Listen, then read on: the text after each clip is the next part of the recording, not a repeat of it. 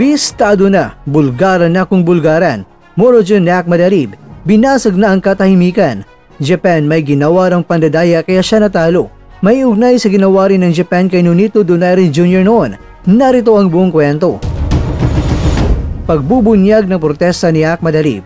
Nagkaroon ng malaking kontrobersiya matapos ang laban ni Naoya Monster Inoue at ni Murodjon Akhmadalib sa Nagoya, Japan. Noong ika-14 ng Setyembre, sa kanyang pag-uwi sa Uzbekistan, binulabog ni Akhmadalib ang mundo ng boxing nang magprotesta siya at sabihing hindi siya binigyan ng sapat na oras para mag-warm up bago ang laban. Ayon sa kanya, inaasahan niya na magkaroon ng 36 minutes na warm up.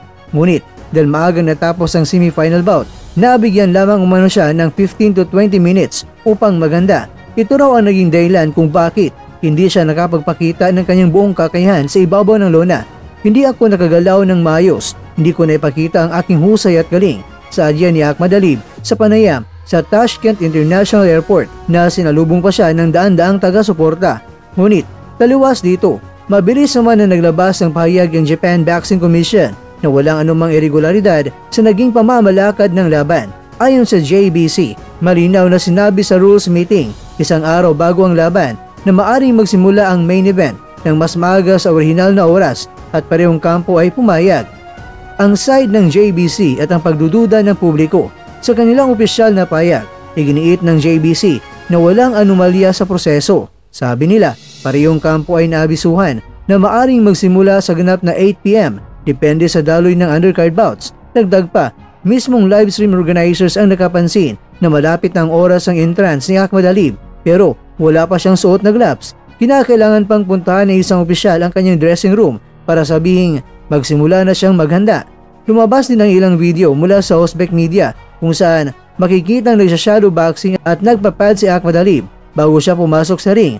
Kaya ayon sa JBC, walang basya ng reklamo ni Akhmadalib dahil malinaw raw na siya mismo ang nagpabaya sa oras ng kanyang paghahanda. Subalit, para sa mga maraming fans, nagdududa sila kung bakit tila palaging pumapabor ang management sa panig ng mga Hapon, lalo na kung ang nakataya ay laban ng pambato nilang si Inoue. Ang ganitong sitwasyon ay hindi bago sa mundo ng boxing sa Japan. Pag-uugnay sa reklamo ni Nonito Donaire Jr., hindi lamang si Akhmadalib ang nagpalabas ng hinaing laban sa Team Inoue, maging si Nonito the Filipino Flash Donaire Jr. na nakalaban din ni Inoue noong 2019 at 2022. Nagkaroon din siya ng sariling reklamo. Sa ilang panayam noon, ikinuwento ni Donaire na may hindi pantay na kondisyon sa likod ng laban. Isa na rito ang pagkakaantala ng kanyang warm-up area at ang biglang pagtutok ng camera crew na pumapasok mismo sa kanilang kwarto na nakakadisturbo sa kanyang konsentrasyon bago ang laban nila. Dagdag pa niya, tila palaging may advantage ang kampo ni Inoue pagdating sa oras, espasyo at kontrol sa paligid ng arena. Dahil dito, maraming mga boxing analyst ang naniniwala na ang naging protesta ni Akhmadalib ay nilang simpleng palusot. Para sa kanila, ito ay dagdag na ebidensya na matagal nang may pattern ang laban kapag nasa teritoryo ni Inoue. Malaking dagok sa imahe ng Japanese boxing. Ang mga kontrobersiyang ito ay nagbubukas ng malalaking tanong tungkol sa integridad ng Japanese boxing scene habang pinupuri si Naoya Inoue bilang isa sa pinakamahusay na pound-for-pound fighter sa mundo. Hindi may kakahila na nababahiran ito ng mga reklamo mula sa mga dating kalaban na nagsasabing hindi patas ang laban kapag nasa Japan. Kung tutuusin, hindi dapat mabahiran ang tagumpay ng isang boksingero na kasing husay ni Inoue. Subalit, kapag paulit-ulit ang may reklamo mula sa mga veteranong gaya nina Akhmadalib at Donaire, nagiging malinaw na may kailangang baguhin ang pamamalakad ng JBC at ng mga promoter upang may balik ang tiwala ng fans sa buong mundo.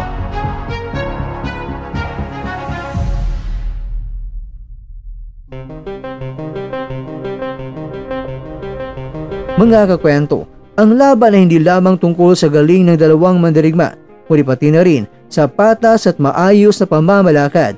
Kung hindi ito mabibigyan ng solusyon, baka tuluyan ng mabansagan ng Japan bilang isang lugar kung saan ang boxing ay laging nakasentro lamang sa kanilang pambato at hindi sa patas na laban ng dalawang mandirigma. Ikaw kwento, ano naman ang masasabi mo sa reklamo ni Akhmadalib dito? Sige na, comment down below.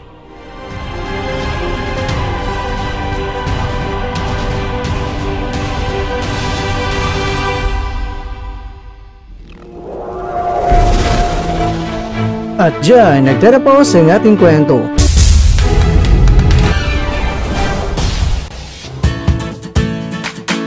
Maraming salamat mga kakwento sa inyong panonood. Pero baka naman mga kakwento ay nagustuhan niyo po ang kwento natin ngayon. Baka pwede niyo po akong mabigyan dyan ng like, subscribe at pa-click na rin sa bell button.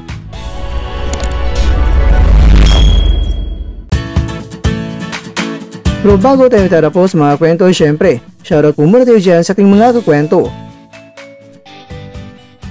Kay kakwentong Alfred, kay kakwentong Almer Novencido, kay kakwentong Clark at kakwentong nanonood ngayon, shoutout sa iyo dyan. Bueno, ganito na po muna ang ating kwentuhan at abangan na po ating susunod na video. At dito lang po yan sa isang channel na kung saan maaring ito'y mga kwentong di pa na kwento sa inyo.